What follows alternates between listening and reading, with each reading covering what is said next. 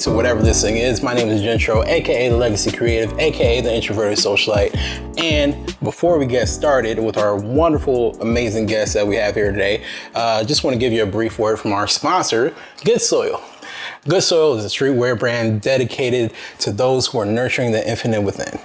Now, all that matters at the end of the day is your foundation and the harvest that grows from it. So if you're down with the vision, head on over to livegoodsoil.com and use code WTTI at checkout for free shipping anywhere in these United States. Today, we have a very special guest. He is one of my best friends, also one of the major reasons I started Good Soil in the first place, and a great conversationalist in general. So for your auditory pleasure, Frank Licato, everybody. Pleasure to be here. Thanks for having me. All right, so we met through mutual friends. Correct. I don't remember how long ago it was, but I do remember it was a Halloween party in New York. And you were dressed as a priest. I was, again in black. But yeah, you've literally been Frank Priest in my phone since then. Haven't changed it, even to this day. It's been an interesting journey getting to know you as an individual and, you know, developing our own individual relationship outside of the friend circle. So it's true. You know, from watching me take confessions on a subway car to, you know, to now is quite a journey. Yeah. So you also grew up like a town away from each other, you know, yes. So what was your experience like in South Plainfield? Because my Plainfield experience, I feel like there's parallels, but definitely differences as well. So, oh boy. So for all those South Plainfield viewers out there, it was good. You know, kind of average, really. People used to ride their bikes around, visit each other. High school was an interesting experience. Kind of wish it was Blue Mountain State. Oh, was that a college show? College. Oh, no.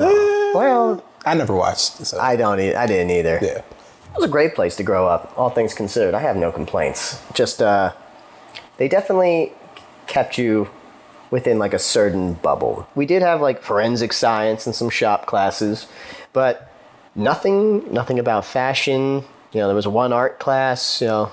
So would you say that your time there, right, did you feel like you fit in with the people that went to South Plainfield High in terms of like mindset or just how they looked at life? In terms of kind of, you know, how we were all viewing life, I think back then, my viewpoint was much more aligned with what a lot of my classmates might have thought. You know, we'll go to college, have, you know, eventually after college, get your first job, kids, you know, 2.5 of them, a dog, white picket fence, all that stuff. And I didn't really consider anything outside of that. You know, that was just kind of like that standard, you know, recycled American dream that you kind of get pitched. I mean, that's definitely the standard. I think that no matter where you grew up, you know, there's kind of this perception of the things you're supposed to achieve and the life you're supposed to live and whatnot. And I think that's just a normal thing that everybody does. And I think there's usually, at least a lot of people that I've talked to, there's usually like a point where that starts to shift and it becomes less so, oh, I'm a part of whatever environment or whatever cultural mindsets exist. And that shifts to, here's my identity, here's the things that I like, here's the passions that I have. Yeah, and it's very interesting. I don't think I could tell you that I had a strong sense of self-identity back when I was first, you know, in high school. You know, I thought I did at the time, of course, but, you know, I didn't really come into, I think, my own person in the way I see myself now until probably about halfway through college. You know, sophomore year, I think, was a pivotal year in my personal development. The way I dressed, you know, fashion, you know, clothes don't make the man, but they certainly help. And when I started to dress better and I started to put myself, present myself the way I wanted to see myself and the way I thought, you know, would make me feel the best, it did something for me mentally. And I love how clothes, you know, can do that, how they're a form of expression. You know, they're the first sign of who we are before someone speaks to us. And I love how just putting on something different can elevate, your mood, change your perception of yourself, give you greater confidence, make you feel attractive, all these different emotions it can evoke. And how, and as I learned later, how it's basically the intersection of culture, of history. It's a commentary on the times. And that, I didn't realize that at that stage, but I loved the feeling that it evoked in me. And I would say that would be the start. Like, walk me through that kind of timeline of like from Frank discovering fashion as a form of expression and falling in love with how it made you feel and think about yourself, to Frank being able to have fashion industry conversations. I mean, first it started out as just dressing well, and then researching, like going on Instagram or Facebook or whatever other social media outlet I could find, sometimes even just the internet, and like looking up different looks, watching different types of films where you'd see certain stars dress a certain way, and like starting to form preconceived notions, or not preconceived, but conceived notions of like, what do you want to look like? And then kind of researching, okay, what are the brands? And then researching the brands kind of eventually leads you into who are the creative directors, and it starts to evolve from there. I didn't know many designers prior to my time in Italy. I knew of brands. I knew some very, influential fashion designers that you could name: Michael Kors, Ralph Lauren, Tom Ford. Those people kind of revolutionized, the way we dress. Karl Lagerfeld, Valentino, I can say names, and maybe you know them, maybe you don't. It's not important. But each of these people like had a moment where they influenced the way we dress and think. I mean, and now, contemporaries, Virgil Abloh, unfortunately, passed away, but left his mark with Off-White, and how streetwear has taken off to a whole new level. Great for good soil. Oh, it's excellent for good soil. Subtle plug. Buy my stuff. But no, that's real. I think that, the fashion industry as a whole has gone from the pages of magazines to literally becoming household, like, all the influencers nowadays, they have their fashion trends where they do the quick changes and, all that. Yeah, it's quite a lot. No, it's a lot. And I actually have a friend that tried it, and it's overwhelming, the work that goes into it. Yeah, I'm sure. But I think that, once again, it's getting more people invested in fashion as a whole, and just thinking about it more intentionally. In my mind, like going back to what you were saying about it really being a form of expression, I think that's one of the reasons why it's so accessible, and a lot of times people think, it might not be accessible because they keep like their only image of fashion is high fashion, or you have to dress a certain way. No, and the beauty of fashion is, it's a form of self-expression. It's what you want it to be. Yes, of course, there are preconceived notions of what is fashionable and what isn't. But at the end of the day, as long as the way you're dressing makes you happy, gives you that confidence, you feel comfortable in your skin, and it helps you, I see nothing wrong with however you choose to exhibit that. Exactly. Like for me, I dress like Rick Rubin on vacation. I want to be comfortable, flowy, button-down situations with unique colors and patterns. Like, that's my jam, and that's what I wear at home, period. Like, fashion is a representation of who I am and the life that I want to live. So, while that might not be everybody's cup of tea, because I think that some people still kind of restrict themselves to, like, okay, this is the standard that everybody else is on. So if it's not that, then I don't respect it. And people can have that, perspective if they want. Like that's within their rights. That's like, whatever. I know how you. I think it's fine, because I do think that most people do prioritize survival, and most people kind of fit within that box of like, okay, I want to make sure that when it comes to how I present myself, it is acceptable to the masses. You know, so I see what you're saying. Yeah. And I like to sometimes overdress. So I told this guy to show up casual. And I did. Well, not that casual, but it could have been worse. That is true. That is true. So, you know, I just like to dress because it just makes me feel good.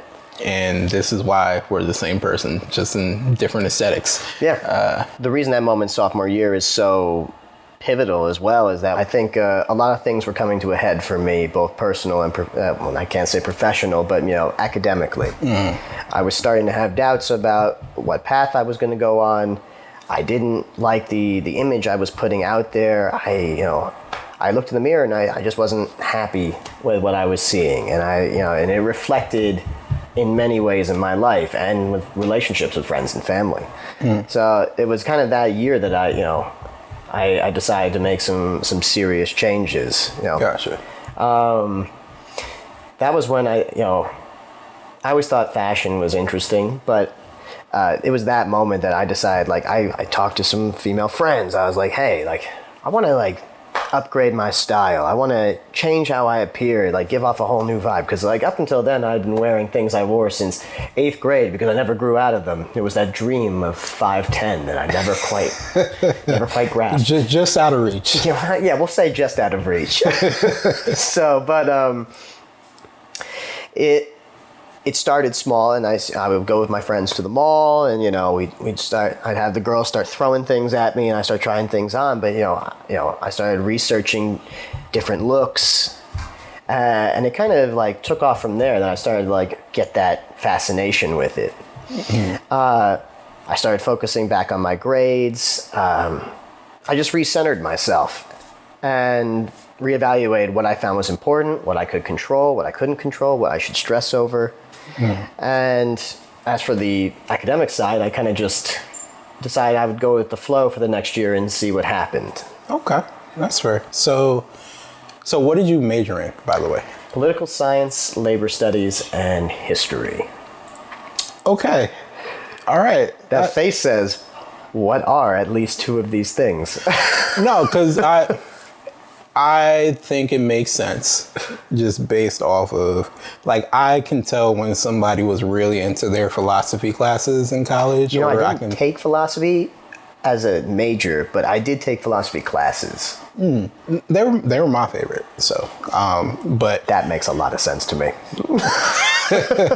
That's why I'm so comfortable dressing like Jimmy Buffett. But I definitely understand how, those classes and courses and the major that you had influence how you conversate and how you view the world in certain ways. So it's not like a stretch of the imagination for me to see that as... That's fair. That's fair. And I'll say this. I would credit my political science background with emphasizing that need to kind of consider an issue or an idea from multiple perspectives. To be able to critically think and to also be able to take in what listen to what's being said to you, but also take a moment to process what that information is, and is that information correct, and to address the source that it comes from. Gotcha. And all of that has been very helpful to me going forward. So look, them skills travel with you literally for the rest of your life. Yeah, so. I mean, it sounds like skills that anyone can get, and of course it is, but it's maybe not emphasized in the way I think it should be. Gotcha. So you graduated what year? 2014. I managed to do my study abroad, Florence, Italy. So I had never been out of the country in any real capacity before. Okay, we went to we did get to go to a Caribbean island, so I did go to St. Martin when I was little, and I was like, whoa. People speak Dutch and French here. This is crazy. But that's it. Like, almost every other year was, trips to Disney World, so. So that was probably, because now, looking back in my mind, I just see you as a well-traveled individual who's been so many places. So what was that experience like, just being in Florence and having like just the experience of a different culture, a different way of life? Completely and utterly world altering for somebody, especially someone who's never been outside before, like who's read about these places. Italy is, my heritage is Italian.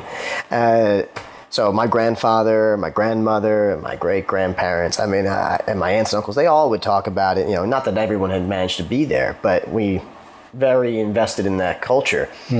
And to finally get to see it in person, to kind of actualize all the things and the stories, from family and the things that you read about, it's incredible. And the perspectives gained, the friendships made, the experiences that I got to enjoy, incredibly lucky. And it really changed, I think, my trajectory going forward, which I was not necessarily aware of in that moment. I went to study abroad to I had never really done something for myself. I had kind of always lived in accordance with what, my family kind of wanted for me, or what society told me like I should do. You should go to college, you're really good at arguing, so be a lawyer. Yeah, don't listen to that. So there was lots of things that I just kind of, went with the flow.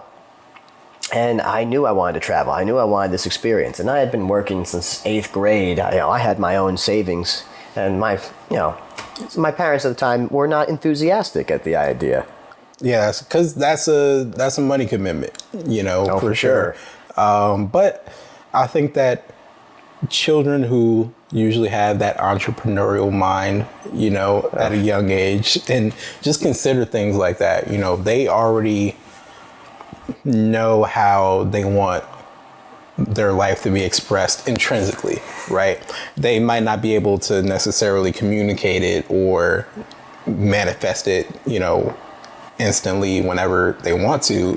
It's always a process, once again, to get to becoming you. But I think that's, another seed, like I call them like seed moments, right? So I like it's that. like, when it comes to the moments you had in college, when it comes to the study abroad moments, even when it comes to you at 8, those are moments that later on in life will turn into something, and you'll look back at those moments as like, oh, I've always kind of been on this path. I didn't necessarily see it at the time, but the groundwork was laid a little bit. Yeah, I gotta say, if we were describing what my path might look like, it's anything but straight. We got a Richter scale pattern, it ricochets back and forth. It's been an interesting journey. And you're right. I can definitely identify key moments. Sophomore year was a key moment. Study abroad was another one. And that was the time where I realized that I didn't want to be a lawyer. Like, this really isn't for me. I think I've just been doing this because I'm afraid of what else I should be doing. I spent 3 years of college trying to do this. And now I'm thinking that while I can do it, and I think I'm good at it, I don't derive any joy or desire from it. And that's another 3-year commitment, 3 more years, loans. Yeah. Oh, loans. Oh my God. And I went abroad to kind of gain that perspective because I wasn't quite sure, and I didn't know, if I was going to decide that or not. And like, oh my God. And on top of that, I had to tell my parents.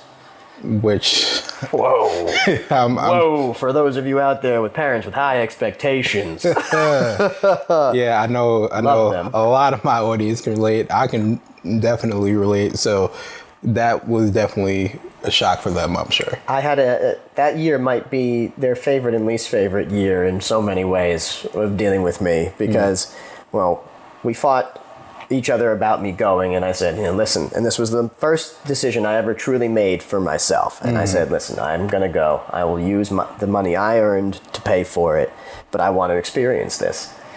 And, eventually conceded, and we got there. And I mean, in that same year, I had to tell them, listen, I don't think I want to go to law school. And they're like, so what do you want to do? And that's the most dreaded question I think you can ever ask somebody sometimes, because it's just like, so many of us may not have a clear idea, or it's changing, or it's evolving from month to month. Like, I think that initial statement of this is not the life I want to live, this is not the path I want to travel, for me, as a person that has taken risk, I think that in itself is a powerful statement to make. I think that in itself should be welcomed with like, oh, okay, cool, like let's figure out the next steps after that. But I feel like when people hear it, when they're just like, oh, I don't want to be a lawyer, I don't want to be a doctor, I don't, in their mind, they're like, then what are you going to do? Like, what, you have to have a 5-year plan if you say a statement like that. And that's not reality for most people, so. I mean, do we not, as a society, we expect people at 18 years old to decide where to go to college, and then within the next year or two, then also decide a career path that's going to define their life journey, or should define their life journey. That's a lot to put on an 18-year-old in our society. Did you know how it was going to be received on the other end? You're talking about when I decided I wanted to go abroad? Yes. Yes, I knew how it would be received, but it was the most empowering moment for me, which sounds strange to say, given what it is. It's not like I'm gonna go live on my own, right? I'm gonna go study abroad.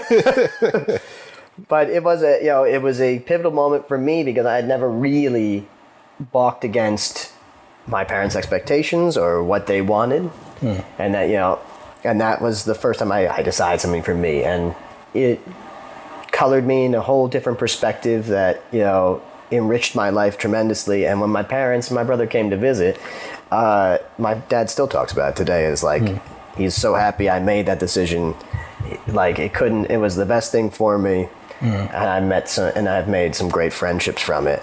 Yeah, so that's very validating to hear. Just in general, I think when you put yourself in a position where you make a decision for yourself, or you just separate yourself from the standard of living that you've grown used to, I think that naturally develops in you learning more about yourself, learning more about what you want, you don't want, and how you want your life to look. So yeah, kudos to you for making that decision. It was there that, I had started on this path with fashion, and I got to see a city that, basically helped fashion to kind of become what it is today. The first fashion shows were in Florence. I mean, you have the Renaissance, you have art, you have culture everywhere in Florence. If you haven't been, I highly recommend save your money and go visit Florence.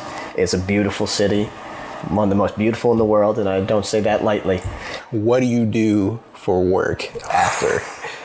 This is like I don't want to call it the dark period, but it's like the lost year and a half or so. Because in that time, I kind of was trying to collect myself. And I had talked to a professor who was going to be starting a new program. It was a political science offshoot master's program for Rutgers, master's in global affairs. And I had always thought that foreign service was interesting, and obviously I was much more open-minded to it after my study abroad experience. And it was something I could still utilize my political science background with. So I gave it a try, and I'll own it.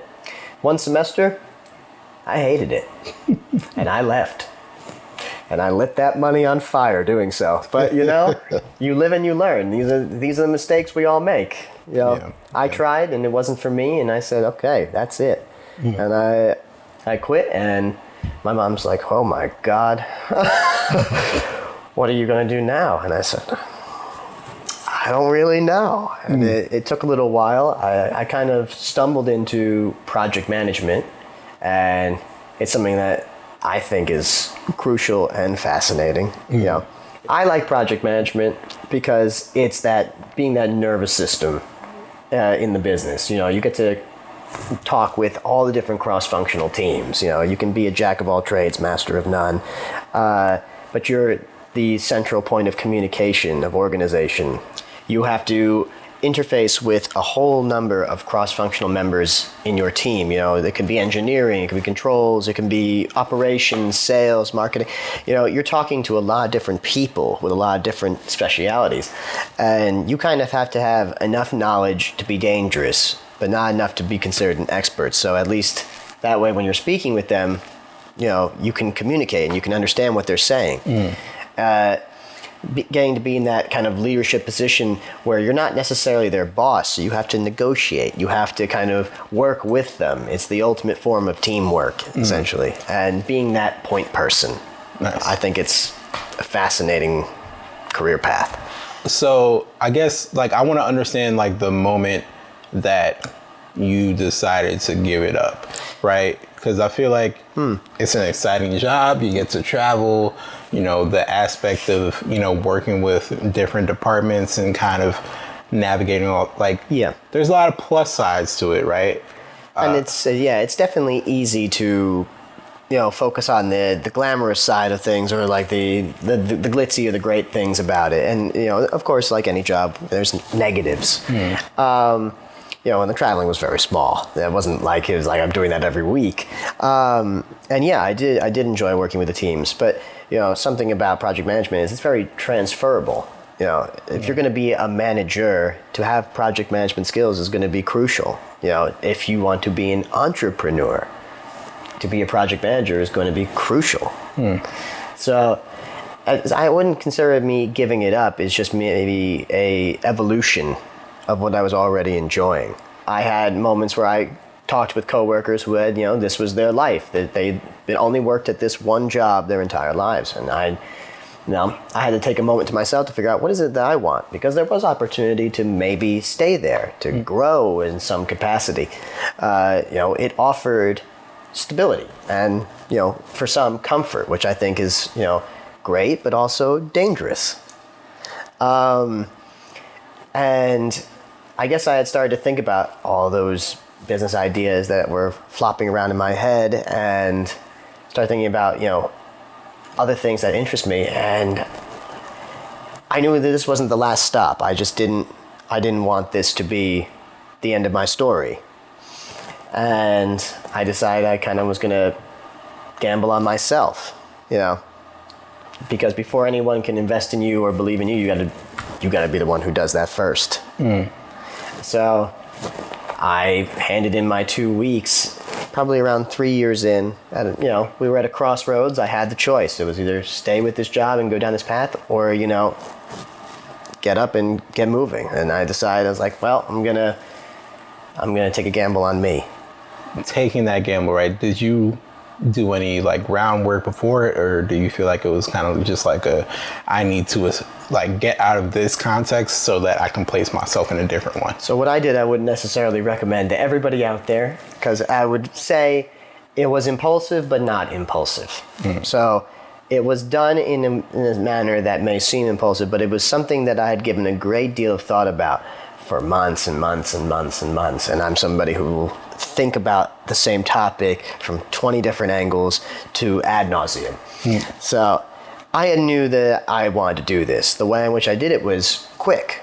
And some people would like to line up another job after that, or have a clear, defined plan for what was next. I knew that there was an industry I wanted to try and get into.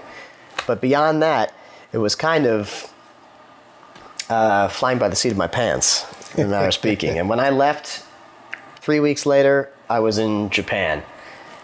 So I decided to take a vacation right after I quit the job. It was planned months and months out, but I don't regret a second of that. 3 weeks of utter bliss with a friend of mine, and we had a blast. That's dope. I think it's important to enjoy life. Yeah, you know what absolutely. I'm saying? When you make these transitions, you should take time to yourself. You should take a couple of weeks to kind of recenter, to reevaluate, to get in touch with yourself. And I think it's absolutely crucial. And this was a wonderful experience for me, and it allowed me to have that clarity of thought. It was a great experience, and I highly recommend it to anyone who's thinking about making a change. Try and find a way to kind of budget and give yourself that moment to kind of enjoy life, breathe it in, and revel in the fact that you did something that takes a lot of courage. because you're not even going to always have that flexibility to do so. No. So, you know, a lot of people already married, have kids, own property and stuff like that. You can't necessarily just leave a job, you know, when you feel that pressure. Like, if people want to make that type of transition at that stage in life, so much planning has to go into it. Like, so just having the liberty to be able to do it, you know, that in itself is something that I think everybody should take advantage of. Yeah, I mean, the flexibility is really something that you can't downplay. For those who are more established in different areas of their lives, you know, as you said, there's a lot more that goes into it. For me, I could make that move, and I could make it quickly, and it was very freeing, very enjoyable. Yeah. Not to say, you know, if you are at a later stage in life, still do it. Just plan but first, if you have, because you know, a wife or a husband and people kids, depending on you, responsibilities, like, don't, you bills. Yeah, please. Bills. Yeah. But how was that transition received? You know, because we talked about in the past, like, you wanting to study abroad and, you know, you not wanting to be a lawyer, and seed moments. Yes. Yeah. Yes. So another seed moment, multiple. Yeah. Pretty quick succession. It was a jarring thing. I mean, I was an adult when I made that decision. It was mine alone to make. But, you know, even so, when telling your family and friends, you know, and you haven't really necessarily consulted all of them about it, there's some shock, there's some apprehension, there's some, you know, justifiable worry, and people wanting to give you advice and telling you that you should have done it this way because this is the established way of thinking. And, you know, obviously those statements have their place, and you shouldn't just write them off just because they're not favorable to what you want to do. But at the end of the day, I mean, the decision was made, so everyone's kind of, whether it took, you know, a couple of days or a couple of weeks, you know, they get on board because you want to support the people that you care about.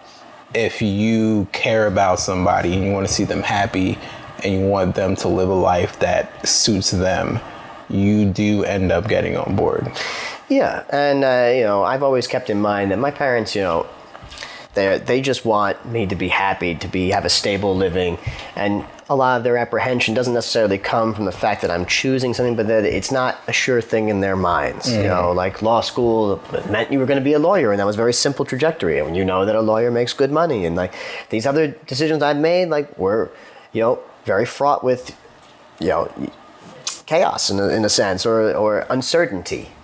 So it was a journey. You know, when I got back from Japan, I took a little bit of time, I refocused, and you know, I started to try and apply it again to the fashion industry, because that's, you know, where I wanted to kind of grow.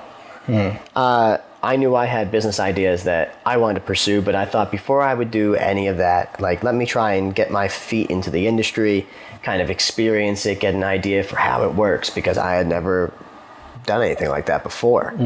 And I tried applying to countless companies in the U.S. and multiple jobs. And I was probably on that apply kick for, I want to say, 5 months. And I wasn't getting any traction. I was doing informational interviews, you know, and I was doing all these things that everyone tells you need to do.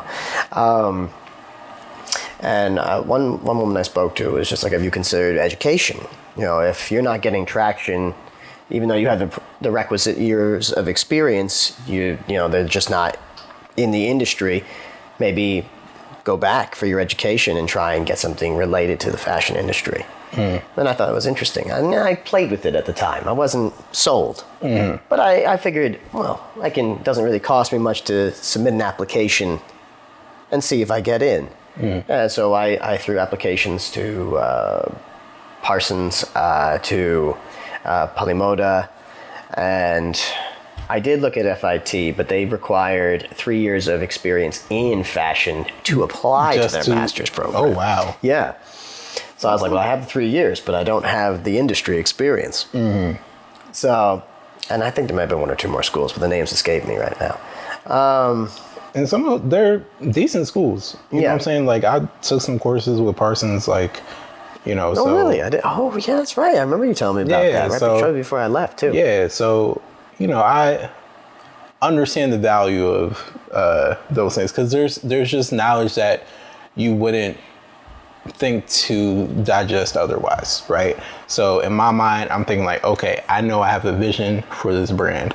I know what the 5 year should look like, what the 10 years should look like, but the context of the industry, I had zero idea. You know, for me, I've always been kind of like I am drawn to aesthetic in general, right? So it's always kind of been like a kind of like me making a collage out of my life, where it's just like I cut out parts of the magazine and just discard the rest, and I keep what I like, you know. So it's only been the past few years where I've really understood how valuable context and, you know, just getting information from people who've already kind of traveled the path, you know, the value that comes with that. So there's tremendous value in, as you said, but I wasn't sure. I was just like, I don't know if this is going to be, you know, something I can do. I wasn't sure if I could do a master's program or anything like that. And who knows, maybe I would get rejected from all the schools. So the one I did hear back from first was Polimoda, which is a fashion school located in Florence, Italy, you know, full circle here. And they had accepted me. I did a whole interview with them. I had wrote probably the best like letter of my life, you know, about my admission. So, and I was shocked, you know. And at that point, it had been close to 5-6 months, and I still wasn't making that headway. So I had to think carefully, because this was a major investment. I would have to go live in Italy to do it for a full year. So that meant getting paperwork, that meant finding lodging, that meant uprooting my life and leaving all the people I love and care about back at home. And it's a lot. It's a lot to consider. And I remember talking to you about it, and at the end, it was just like, well, you've already done that first step. Like, you left your job. You already decided that you were going to invest on yourself. So this is part of that. You know, even with the searching for jobs that you were doing before, it's like the education that you get will do nothing but help you, you know, be able to sustain yourself in the industry. So I went to the Italian consulate, got all the documentation figured out, which was a nightmare, and uprooted my life in little less than 2 months. So I got the admission okay at the end of October, and I was in Italy first 2 weeks of January. So I had to pack everything up, say goodbye to everybody, find lodging, get all the paperwork, and come the new year, I said ciao ciao and hello Italy. Well, you weren't saying ciao until after Italy. I just maybe true. But so first days, right? You're there, new place, still familiar because you've been already. I knew the city very well. I explored it, and I had returned to it numerous times between my study abroad and then. You know, so, and the school was in partnership with a lot of European luxury companies, which were kind of the companies I kind of wanted to get my feet in and see what they were doing, because I thought, you know, they do some really fascinating things. So it was perfect. It was all what I would hope, and I could learn Italian, so I could possibly get a job in Europe, you know, and I was going to get my Italian citizenship. Those first couple of weeks were exhilarating. You know, I was doing it. Was it similar to like the experience with American universities where, you know, you have like a major that you kind of go in for, or because it's just you have like maybe 3 tracks or something you can choose from? Yeah, I mean, they offer a number of different programs. I chose Master in International Fashion Business. Okay.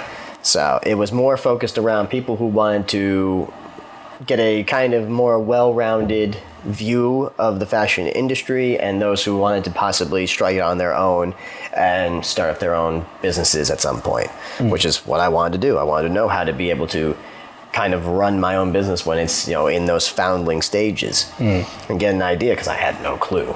Like, how did they train you to kind of become immersed in the industry and its dynamics? You just tried to hit all different areas of the industry. So we're talking merchandising, finance, operations, fashion marketing. There was an e-commerce class. It was just kind of giving you, hopefully, as much of a 360 view as you could get. And, there's only so much you can learn in a limited amount of time. And unfortunately, what we haven't covered yet, but we'll now talk about, is the fact that about 5 weeks into this master's program, this life-changing moment, unfortunately, COVID started to spread out of China. And being in Italy, as many of us know, was going to be the next hot spot. So by mid-February, Italy had been touched by COVID. And I was in Milan for Fashion Week at a fashion show when we got the report that the first 4 people in Milan had contracted COVID. Being there, right, did you feel like it was chaos around you? Did everybody kind of understand the gravity of it at the time? Because I feel like from over here, we definitely did not. Yeah. For multiple reasons. But, the perspective was always oh, that's something that's happening over there really intensely, but we're fine, Yeah, I think initially, we understood that it was a problem in China, but when it's not your country, things seem a lot further away. And yeah, people were worried, and Italy has the oldest population in Europe, fun fact.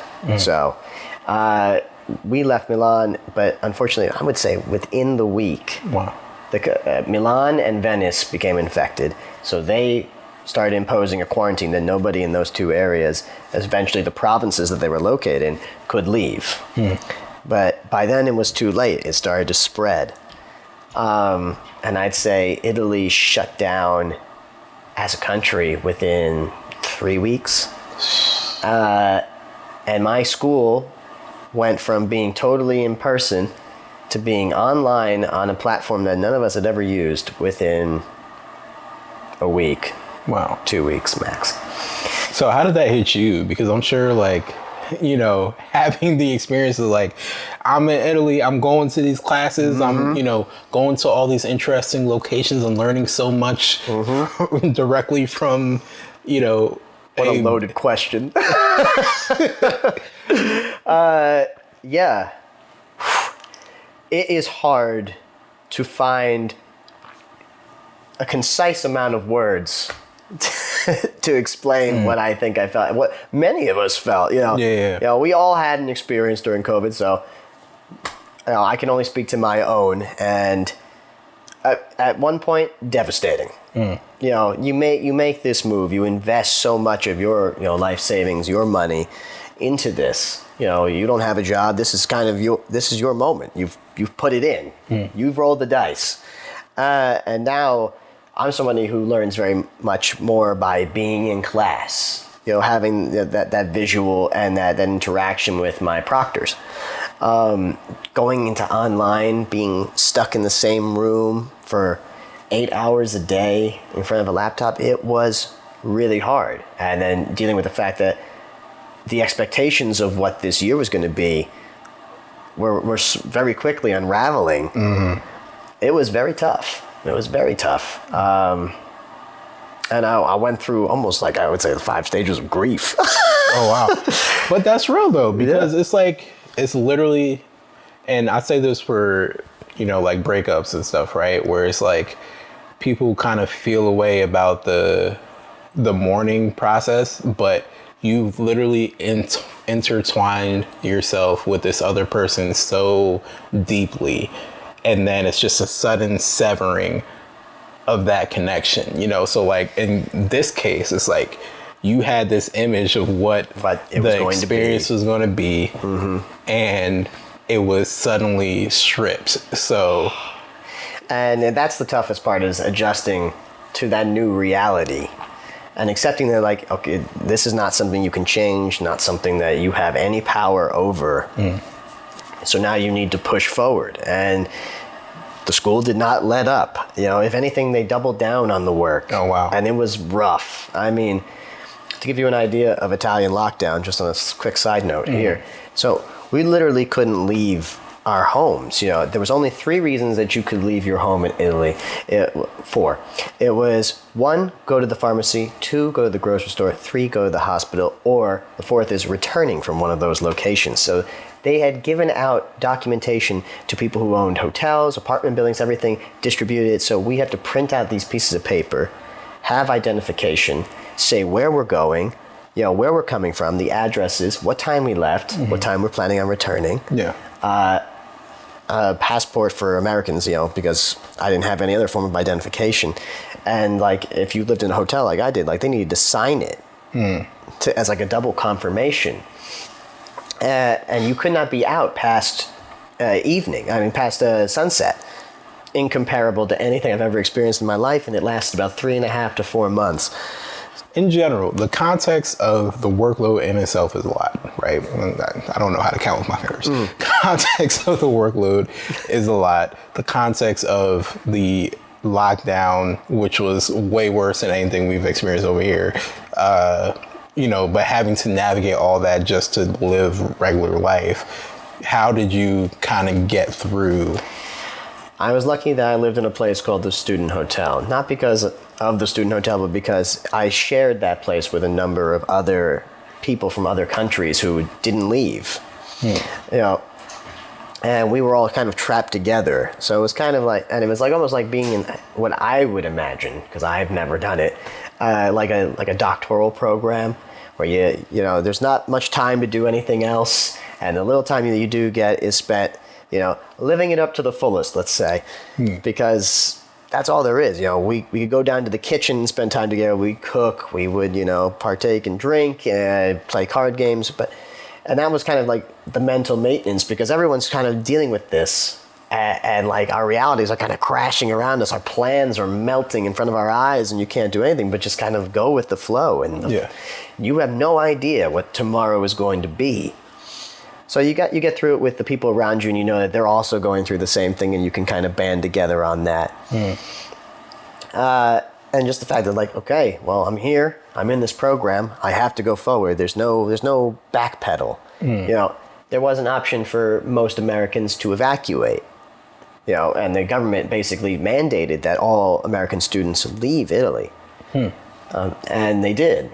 So all the undergrads, about 7,000 of them, did a mass exodus from Florence within a week.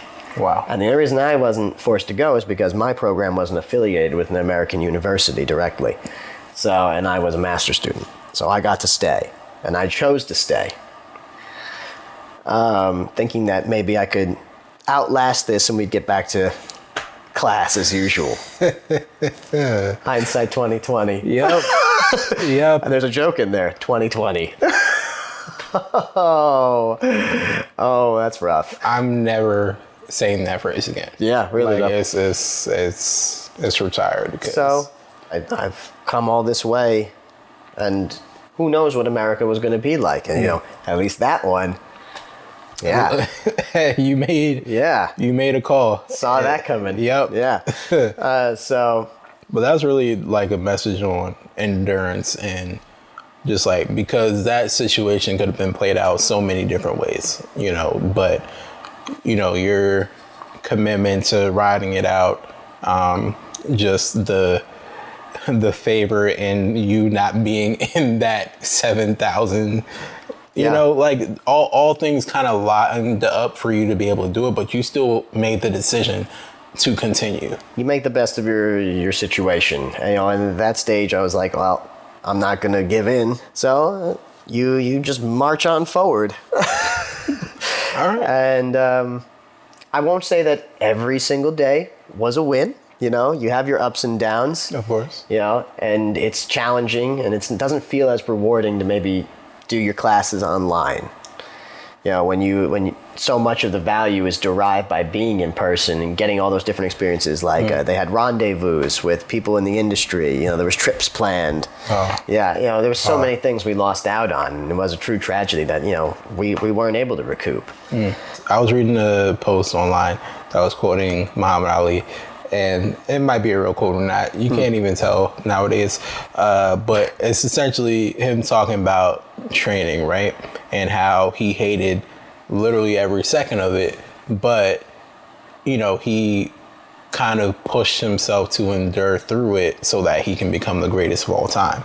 You know, so for you, I'm sure it was not enjoyable at all, as you said, to have your experience kind of shift the way it did.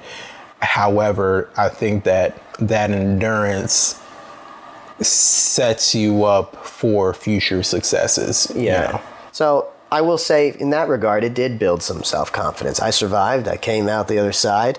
I wouldn't say unscathed. There are definitely scars underneath this turtleneck, but but I'm still laughing, and I think that's important. You know, even sometimes you make it out the other end and it's still like, should I keep on, you know? Yeah, and you know, the question of like, do I still want to do this? You know, is this the path for me? And to be perfectly honest, you know, after all said and done, I'm back in the U.S. You know, I spent my full year there, came back at the end of 2020, and then readjusted to life here, which was, you know, an interesting story in and of itself. And the truth is, you know, I'm not quite sure. You know, dreams are fluid, and they evolve with time. And how I saw my time in Italy playing out didn't play out the way I had planned. I didn't learn the language, you know, because I didn't get to speak to Italians for about 4 months.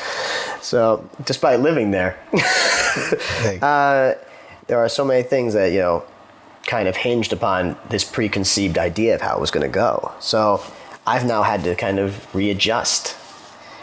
You know, now that we're in 2022, that is definitely a lesson that all of us have learned in varying capacities.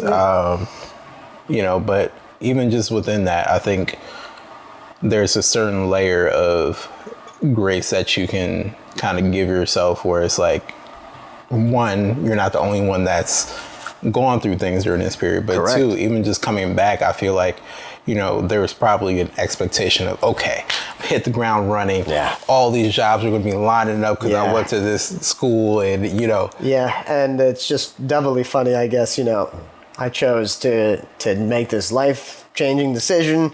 I'm going to go to another country. I'm going to pursue this one industry. I went to that country. The world shuts down. And that particular industry I'm trying to get into is absolutely wrecked economically from this disaster. So we're talking, I mean, fashion was reporting some of the worst returns in its third and fourth quarter of 2020. Yeah. So when I got home, the markets were not recovered, and the fashion market in America is smaller, especially for luxury. You know, if we're talking premium markets, you know, that's a much larger pool. But even then, you know, malls were shutting down, stores in those malls. It's the upheaval was hard to quantify. So again, yeah, I thought, well, I'll just apply to a fashion job and we'll be good to go. And nope, that has not been what has happened. There was less jobs than ever at that point in terms of that industry, and more applicants.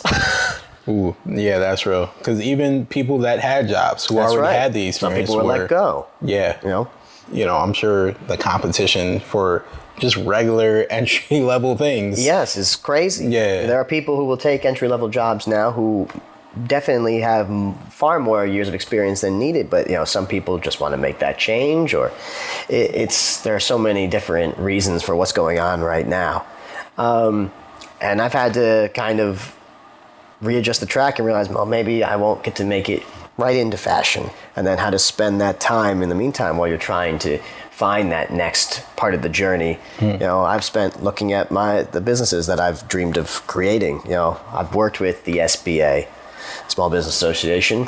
They have different types of programs and whatnot for free. For those of you out there who are interested, I encourage you to check it out. You know, there are mentors out there who will speak to you. And it's at least, you know, given me some grounding and some ideas for the future. I guess for people that are taking the steps that you've taken, granted, I'm sure their context will be different now than yours was. I hope, for your sakes. Yeah. But just navigating like the shifts that happen just naturally, you know, they might not all be on the same scale. However, that's something that you do have to deal with when you're basically reestablishing a new foundation for your life. So when some moments don't necessarily pan out the way you want them to, when the industry is, you know, thrown for a spiral, and you're feeling frustrated and, you know, at points maybe even defeated, how do you navigate those moments? You know, because it's not like the passion was misplaced. You know, like those things are very concrete. I think your dreams are very like they're fluid in the sense that they change shape, but yes, you know, they evolve. It's still like water is still water regardless of what, you know, container it takes. in, Yeah, you know. So, you know, how did you navigate that? And maybe like if there's any advice for people who are starting to navigate that. Yeah, and I'd say number one is, you know what is within your sphere of influence and what isn't. It's important to, you know, the things you can control are the things you should allow yourself to worry about. And the things that are outside of your control, you need to let them go. And I'm somebody who in the past definitely would fret about things I could not control. COVID is not something you can control. You should not dwell on that. It is what it is. Focus only on what is within your reach to change. And then on top of that is be kind to yourself, be patient with yourself, have an understanding that there's not a roadmap to this that, you know, is just out there that you can just read and will take you from point A to point B. It's a journey, and it's going to be filled with twists and turns, and a lot of it will be unexpected, and sometimes it won't be the straight path that you want it to be, and that's okay.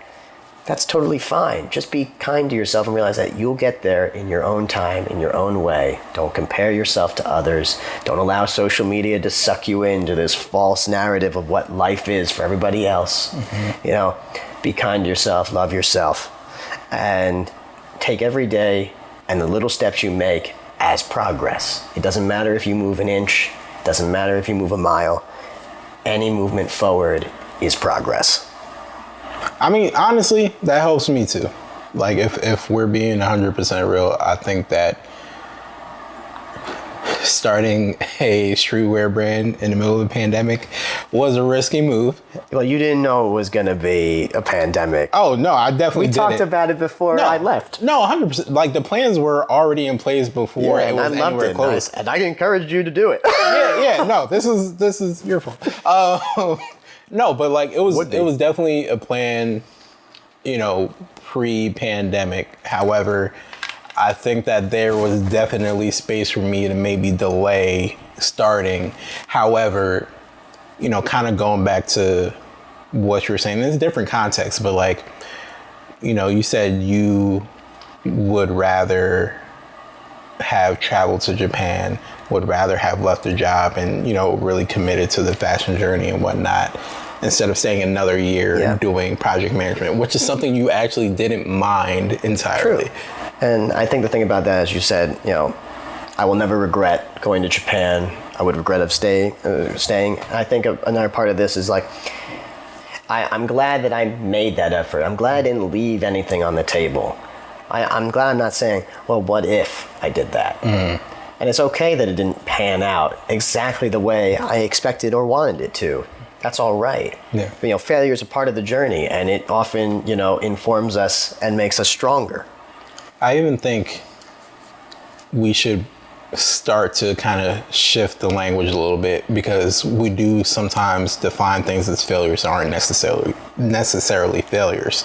You know, even in the context of like everything you've been saying, like, you know, for those of you who are just listening and can't see, like, he doesn't look like a miserable person, you know, like, and at every point you kind of reestablish that you don't really have regrets about continuing, you know, about, you know, taking a chance on yourself and taking that gamble and, you know, reshaping the context of your life. And you seem to be happy that you made those decisions. So as much as it might not have panned out in the way that you wanted it to, in the timing that you wanted it to happen, one, the journey's not done.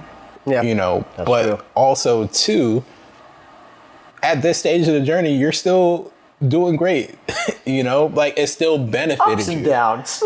Okay, ups and downs, yeah. but you know, the overall it still benefited you, and you have no regrets, and you would do it again. Yeah, and because the other alternative would I'd still be working at that place that I left, and I know, and I still know to this day that's not what I would have ever wanted. And in that mind, that's me settling. And you know, it's okay if I don't reach the destination that I necessarily had planned, but I'm glad that I didn't settle. Failing shouldn't be seen as a bad thing. It shouldn't be held against you, and you shouldn't feel embarrassed or shamed or any type of negative emotion for putting yourself out there and trying. Yeah. You know, good for you, because not everybody does. I believe that any successful person has to fail a few times. You know, like, and once again, I'm gonna do my best to not use the word failure. Yeah. Every successful person has moments where their success doesn't look the way they want it to. We don't have to workshop it now. Oh, okay. But I feel like that's a part of life, and you learn a lot in those moments. You know, even in context of like your experience in Italy, like Unforgettable. just going through everything you went through while you were there, you gained a whole nother part of yourself when it comes to confidence, when it comes to what you know and believe that you can accomplish in life, you know, and I think that's, once again, that's another seed that's going to be able to grow into a tree that bears fruit, and that's food that can sustain you in future seasons, you know. So I'm beyond proud of you. Like, I appreciate you know, that. like, I'm not lying when I say I would not have started the brand if it wasn't for the conversations that we had. And just in general, like, you continue to inspire me as an individual on a regular basis just through your commitment to this path.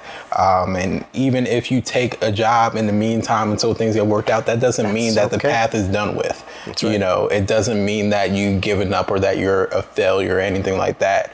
You know, you're literally setting yourself up for what's next. So I appreciate you thoroughly. It means a lot, Josh. Thank you. All right. Don't cry. All right. I'll do it off screen. All right. You can cry. This is a safe space for tears. Are there tissues? No, there isn't. There isn't. Inconsiderate. I guess it's not that safe. Anyways, thank you guys so much for watching and listening. We appreciate you tuning into this wonderful conversation with Mr. Frank Licato. Do you have anything that you want to plug, or just like social media handles you want to share with the people? I mean, feel free to follow me at Frank Licato for Instagram. It's just my life. Nothing too crazy right now. Stay tuned. This is ground level stuff, guys. You know, you're getting in On the ground floor here. Yeah. So Look at these shoes. Success. Look at those socks. Look at these socks. Comfort. Make sure you follow us on Instagram and on TikTok at WTTI Official. And if you have any questions, comments, or if you want to be a guest on the show, shoot us an email at WTTIPOD@gmail.com. Thank you once again for joining us for this wonderful conversation, and we will catch you on the next one.